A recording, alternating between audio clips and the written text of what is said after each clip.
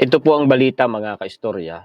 Nakumpiska po ng Pilipinas ang isang spy submarine ng China na may kakayahan po mga kaistorya nung tinatawag na intel capability na pinangangambahan ng mga autoridad na ginagamit ng China sa pag-surveillance sa karagatan ng Pilipinas. Abay mabuti naman at nakumpiska. At nang dahil po dyan mga kaistorya ay isinusulong na pagtayuan ng EDCA ang isang parte pa ng Mindanao para mabantayan nga po lalo ang karagatan ng Pilipinas. Aba, ipabor tayo dyan. Matagal ko na pong sinasabi mga kaistorya na kahit tadtarin pa ng EDCA ang buong kapuluan ng Pilipinas ay pabor na pabor ako. Yan po ang mga balita na maihahatid ko sa inyo ngayon mga kaistorya. Binabati po namin kayo ng Happy New Year po sa lahat ng mga kaistorya natin sa buong mundo. Heto na po mga kaistorya, ipapakita ko na sa inyo ang atin pong mga references. Ano po, palakihin ko para mabasa po ninyo ng maayos. Ang sabi po ng Daily Tribune, China spy operations versus Philippine feared submarine drones intel capability confirmed. Akala ko bahuan historiador, sabi mo spy submarine ng China. Well, submarine pa rin po yan. Unmanned underwater vehicle. In short, mga kaistorya, submarine drone ng China. At hindi dapat binibiro yan at minamaliit. Ano ho? Dahil iba ang nagagawa ng submarine na yan. Basahin natin sa ibaba. Concerns about China spying, yan pala on the Philippines from under the sea were raised Thursday following the discovery of a submerged Chinese submarine drone in the waters of San Pascual, Masbate last Monday, 30 December. Kita ninyo, mga kaistorya. May content tayo na planong sakupin ng China ang Luzon at nailagtas yun ng PBBM administration. Nagpakita tayo ng mga lehitimong references. Of course, kukontra dyan ang mga maka-China. Well, sabihin nilang fake news yung mga references na ginamit natin. Abay mga mainstream media, international news ang ginamit nating reference doon. Mga kaistorya, kita ninyo. Pati na po ang karagatan dyan malapit sa amin, dito sa amin, Bicol Region, kasi Bicol Region po ang Masbate, pinapasok ng submarine ng China. Mabuti na lamang, ay aktibo ang Navy natin, tinutulungan pa tayo ng EDCA, at maging ang mga mangingisda po natin ay nakikipagtulungan na sa mga autoridad po natin. Opo, kaya nakumpiska yung submarine drone na yan ng China ay dahil yan po ay nakuha ng mga mangingisda. Kita ninyo, yan ang katibayan na pati ang mga mangingisdang Pilipino galit sa China dahil nakikipagtulungan sila sa mga operasyon ng autoridad po natin. Maraming mga Pilipino, majority ng mga Pilipino galit sa China at sa mga Pinoy na maka-China. Sabi nga ni Kong Barbers, mga kaistorya, ay modernong makapili. Sabi naman ni Commodore J. Tariñel ay modern makapili. Paano hindi ka magagalit sa China at sa mga maka-China? Kung ako ang nasa part ng mga mangingisda, ano po, ikaw ba naman binubuli ka, pinagtatabuyan ka, hinaharangan ka? Paano ka makakapaghanap buhay kung may binubuhay kang pamilya? Di po ba? Natural, magagalit ka, alangan namang matuwa ka. Di po ba? A Philippine Navy official confirmed in a phone interview with Daily Tribune the discovery of a yellow Chinese underwater drone with a body marking HY-119. Sinerge po ito, mga kaistorya, ng autoridad natin. Ito raw pong markings na ito, ang itinuturo ay isa daw po itong Chinese navigation and communication underwater drone. Opo, ibig sabihin, pag-aari nga ng China. Ito, tingnan ninyo. The drone was capable of transmitting and receiving data, voice messages, magagamit nga sa spying or sa espionage, and navigation information.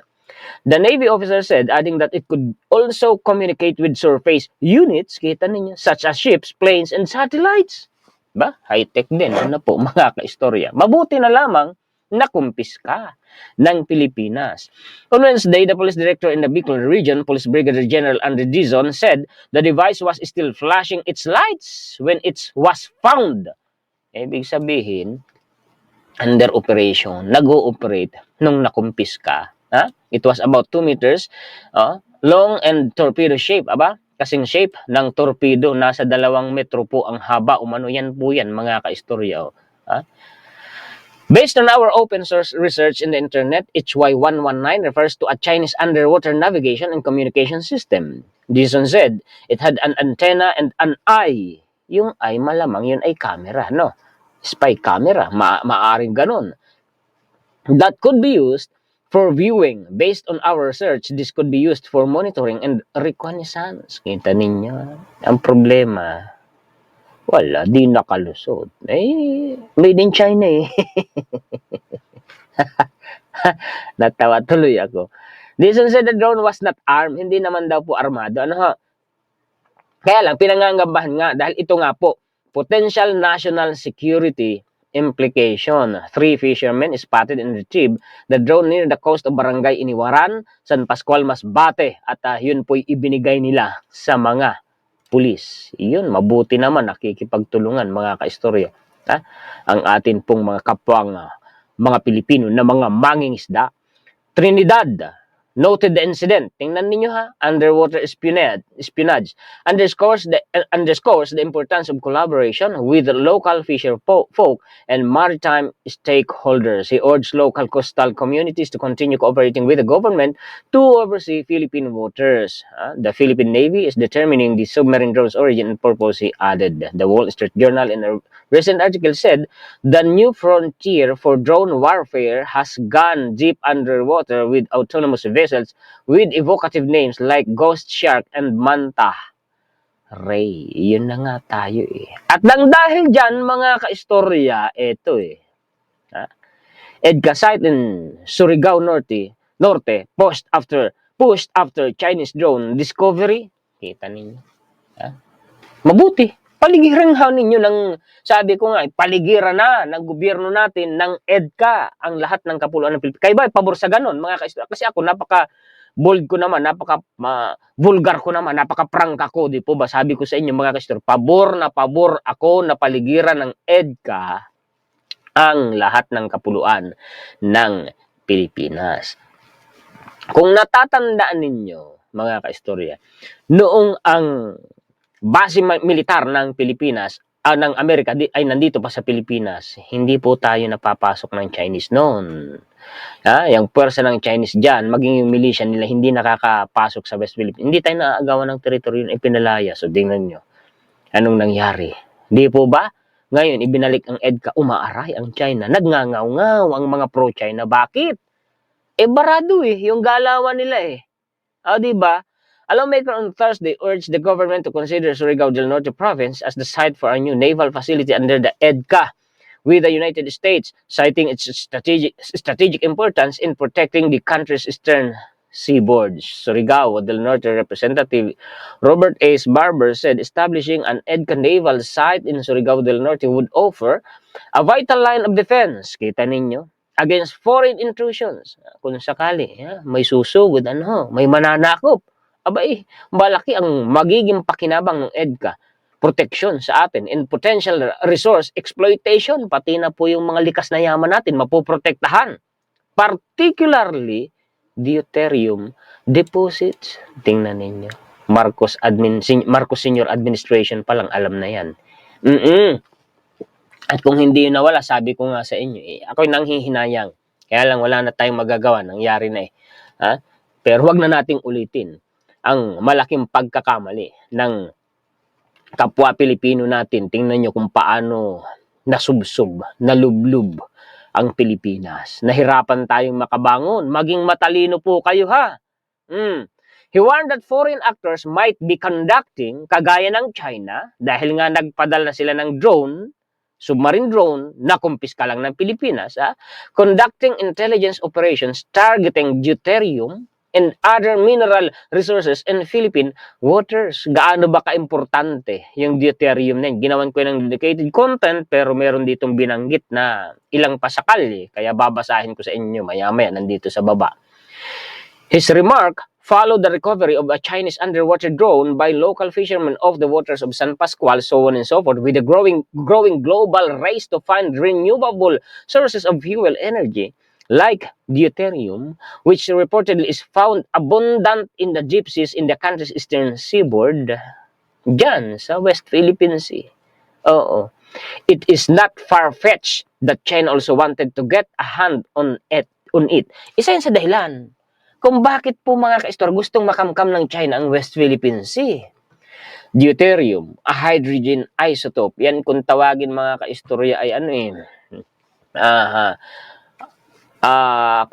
Hard water. Ano ho? Kasi mas dense yan sa karaniwang tubig. A hydrogen isotope is widely used in prototype fusion reactors. Maganda ito. Magagamit ito sa mga nuclear reactors and has applications in military, industrial, and scientific fields. It is also used as a tracer in nuclear fusion reactors and plays a role in moderating neutrons in heavy waters reactors. The recovered so on and so forth. Maganda nga, paligiran na ng EDCA ang Pilipinas. Wag lang dyan. Sa bagay, marami na. Oo, marami na mga kaistorya. Tingnan ninyo, a submarine drone suspected to be from China was recovered in waters of the central Philippines. Police said on Thursday, warning of potential national security implications. Ito pa, Colonel Cerces Trinidad, AFP Public Affairs Office Chief, said the recovery of the suspected drone underscore the importance of collaboration. Sana patuloy na makipag-cooperate ang mga kababayan natin sa atin pong gobyerno. Ngayon, dagdag na balita sa PhilHealth na yung mga bumabanat sa PhilHealth at hindi daw po binigyan ng subsidiya. Ngayon, yung bago na naman yung DPWH. May na-plug kasi itong si DPWH mga ka-istor dahil sa mga projects. Kaya hindi binigyan Ngayon ay tama lang. Baka gawa na naman yun ng issue. Kasi itong PhilHealth ginawa ng issue. Paano na raw yung mga benepisyaryo? Paano na raw magagampanan ni PhilHealth yung kanyang trabaho? Bakit hindi nila sabihin na may surplus fund ang PhilHealth? Sabi nga ni PBBM, nasa 600 billion pesos. Tuloy ang trabaho ng PhilHealth. Tuloy na mai-enjoy ng mga benepisyaryo yung kanilang mga benefits dyan sa PhilHealth. Tingnan niyo, sa kabila ng PhilHealth. Dito ba yung sinasabi ng walang pondo? Ang PhilHealth, paano na magtatrabaho? Kawawa yung mga benefits. Hindi, ito, PhilHealth boosts benefits packages for heart diseases by over 1,600%. Grabe, yung itinaas. Mga ka-istorya, dalawa yan, ito pa. Yan pa po, Nagkaroon ng adjustment pa nga sa benefits na makukuha ng beneficiaryo. Tinaas pa nga pero hindi lahat ng hindi lahat ng klase ng sakit. The Philippine Health Insurance Corporation ramped up the coverage of its benefit packages for heart diseases by as much as 1,629%. PhilHealth announced the enhanced benefit packages on Thursday, January 2, as detailed in Circular 2024-0032 issued on December 21, 2024. For inpatient admissions, Filipinos with ischemic heart disease, a condition caused by reduced blood flow to the heart and acute myocardial infarction or heart attacks can now avail of or increased coverage under two enhanced benefit packages. Kita ninyo mga ka-istorya, ayan. The reimbursement rate for percutaneous coronary intervention, ang hihirap yun kasi mga medical term. An surgical procedure to clear blocked arteries and remove plaque build-up has been raised to 5, mahigit kalahating milyon About 17 times higher daw po kaysa sa dati na 30,000 pesos lamang. Kita ninyo, mga ka-istorya. Yan yung mga naninira sa gobyerno. Yan na nga ba yung sinasabi ko O eto, di ano ngayon, suplak na naman sila. PhilHealth approve, PhilHealth approves 50% case rate adjustment. Ano yan? Tinaas na naman ang benepisyo. Hospitalization. Amid the issues hounding its funding for 2025, the PhilHealth approved a 50% adjustment in the case rates of selected medical benefits of its members. Yun nga yun, mga ka-istorya. The PhilHealth circular applies to accredited health facilities. PhilHealth regional offices, and all other concerned in implementing adjustment of 50% to select case rates. Among the medical cases covered by the adjustment are urinary tract infection, acute gastroenteritis, and influenza. Kita ninyo. Yung mga nagpapakalat dyan, ewan ko ba, lahat na lang gagawin. Masiraan lamang yung nasa gobyerno. Isa lang naman ang dahilan nun. Kasi gusto nilang iupo yung politiko na gusto nila. Hindi ako naniniwala. Uulitin ko, hindi ako naniniwala nang ipinaglalaban nila yung interes ng taong bayan. Ako, mas pinaniniwalaan ko nang ipinaglalaban nila personal nilang interes. Hindi ako naniniwala na taong bayan ang unang-unang makikinabang pag nagtagumpay sila't nakaupo sa posisyon. Kung maagaw nila ang pwesto sa kasalukuyang administrasyon. Ako, ang paniniwala ko dyan, hindi naman tayo pwedeng pilitin dahil malaya tayo sa ating saloobin at opinion. Ang paniniwala ko dyan, sila ang unang-unang makikinabang. Dahil sila ang unang-unang panalo dyan, hindi ang taong bayan. Ay di po ba, mga kaistorya? Dagdag pa na balita. Ito naman po mga kaistorya ay sa Pogo. Goodbye Pogo. Sulat na lang kayo ng malalaki. Office of the Solicitor General, Pogo Asset, Seizures, Birth, Records, Forged, Next. Kita ninyo, mga ka-story. Nasa 11,000 pa nga daw po ang i-deport eh. Hindi ko lang maipakita sa inyo ngayon, pero kahit i-search po ninyo. Nasa 11,000 na mga illegal Pogo workers ang i-deport na. Salamat. Ubusin ninyo yung mga salot na yun at dito yan mga nagkalat ng kasamaan sa Pilipinas. Yan po ang mga balita at impormasyon na maihahatid sa inyo ng inyong lingkod, mga kaistorya. Shout out po sa mga sulit kaistorya natin sa buong mundo. Mabuhay po kayong lahat. Maraming salamat po sa lagi ninyong pag-antabay, walang sawang pagsuporta, walang sawang panunood, pagla-like at pag-share sa mga contents ng inyong lingkod. Nagpapasalamat tayo higit sa lahat sa atin pong Panginoong may likha. Dahil natawid natin ang nakaraang taon at hinarap natin ang bagong taong 2025. Hindi biro ang mga naranasan natin sa nakaraang taon, pero heto pa rin po tayo.